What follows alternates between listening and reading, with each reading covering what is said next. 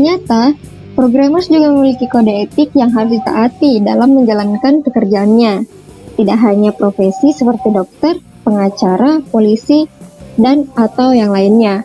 Saya Farila Putri Taha akan menjelaskan sedikit mengenai ini. Nah, orang yang bekerja dan dibayar karena berkompeten dalam suatu bidang biasanya disebut dengan orang yang memiliki profesi. Sehingga setiap profesi memiliki kode etik, yang dimana setiap profesional harus memiliki etika dalam berprofesi sesuai bidangnya, yang disebut dengan etika profesi. Kemudian, etika merupakan standar atau penilaian moral yang sangat erat kaitannya dengan penilaian, karena hakikatnya etika membicarakan sifat manusia, baik sebagai subjek maupun sebagai objek. Kemudian, etika terapan merupakan kerjasama yang erat antara etika dan ilmu lain, sehingga tidak dapat dijalankan dengan baik ketika tidak ada kerjasama, karena harus membentuk pertimbangan mengenai bidang yang sama tersebut.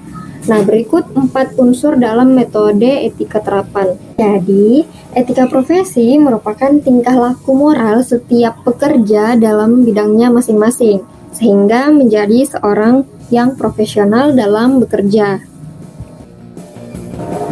Selanjutnya, oleh Association for Computing Machinery or ACM, kemudian didukung dan disetujui oleh IEEE, merupakan wadah para profesional dalam bidang IT, telah menyusun tatanan etika yang disepakati sebagai pedoman para profesional dalam bekerja.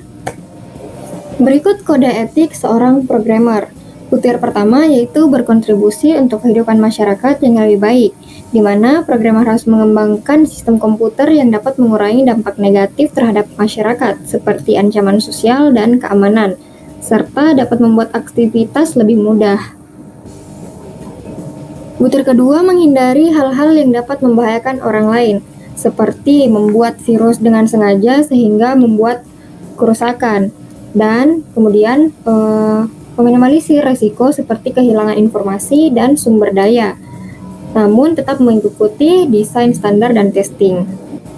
Yang ketiga yaitu jujur dan dapat dipercaya, yang dimana jika seorang programmer mengetahui ada kesalahan dalam sistemnya, maka dia harus melaporkannya sesegera mungkin agar dapat menghindari hal-hal yang tidak diinginkan.